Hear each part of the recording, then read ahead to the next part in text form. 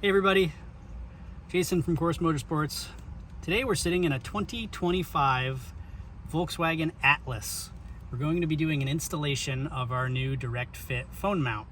To do the installation, it's good to have a plastic trim tool. These are available in the tools section of our website. So that's really it. So to get going, what we're going to do is this lower leather wrapped piece just above the AC vents, as well as this piano black part above it, is all one piece. There is a shiny little purple light that's under it, but that isn't really affecting anything.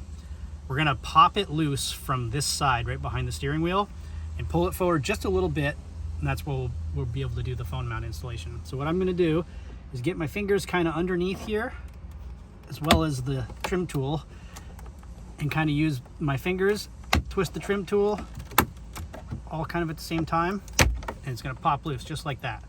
That's really all you need. The phone mount's going to be going just to the left side of this left vent here. So you'll take your mount and you're going to hook it up and underneath, and it's going to squeeze right around this lower piece here. Now keep in mind that there is a plastic rib like right here on the back. So you want the side of the phone mount to be just to this side of that rib. And then you pull it straight up and on, just like that. And then I want to line my clips up where the seam is right here first. And we're just going to push that in. Push everything back into place, just like that. Next, you're going to take the box containing whatever head option you ordered.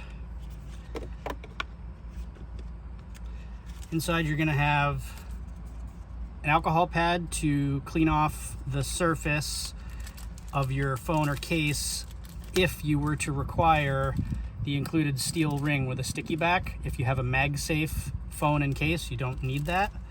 A Course Motorsports sticker has a QR code on the back that takes you to our website to help you find this video.